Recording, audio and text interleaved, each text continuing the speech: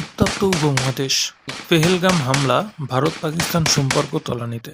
কাশ্মীরের পর্যটন কেন্দ্র পেহেলগামে পর্যটকের উপর ঘটে যাওয়া ভয়াবহ হামলায় প্রাণ হারিয়েছে ২৬ জন। এই হামলা কেবল প্রাণহানিই ঘটায়নি, এটি আরও একবার ভারত ও পাকিস্তানের মধ্যকার চিরচেনা উত্তেজনাকে নতুন করে উস্কে দিয়েছে। ভারতের পক্ষ থেকে দাবি করা হয়েছে এই ঘটনার পেছনে রয়েছে পাকিস্তান ভিত্তিক একটি সশস্ত্র গোষ্ঠী। নয়াদিল্লি সরাসরি অভিযোগ করেছে ইসলামাবাদ এই গোষ্ঠীর সঙ্গে জড়িত, যদিও সরকার তা জোরালোভাবে অস্বীকার করেছে।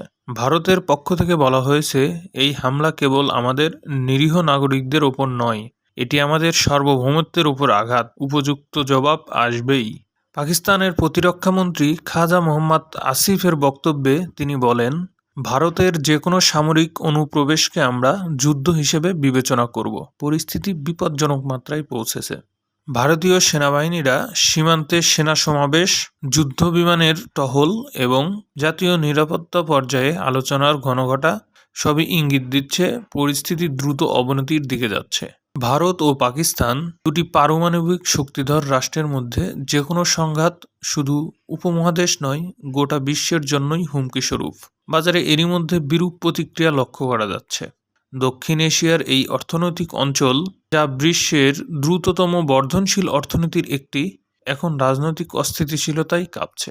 ভারতের সঙ্গে উত্তেজনার প্রেক্ষিতে পাকিস্তান শাসিত কাশ্মীরের সরকার সীমান্তবর্তী ১৩টি নির্বাচনী এলাকায় ২ মাসের জন্য খাদ্য সরবরাহ মজুত করার নির্দেশ দিয়েছে।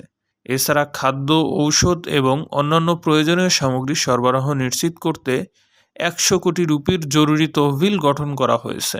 এই সংকটের শেষ কোথায় তা এখনও অনিশ্চিত, কিন্তু একথা নিশ্চিত যে কোনো ভুল পদক্ষেপ, যে কোনো উস্কানি ইতিহাসের সবচেয়ে ভয়ঙ্কর অধ্যায়গুলোর একটি রচনা করতে পারে। ভারত পাকিস্তান উত্তেজনার ঘটনায় সামাজিক যোগাযোগ মাধ্যমে দুই দেশের মধ্যে যুদ্ধের কথা ঘুরপাক খাচ্ছে, তবে এখনও কোনো দেশ যুদ্ধের জন্য কোনো ঘোষণা দেয়নি।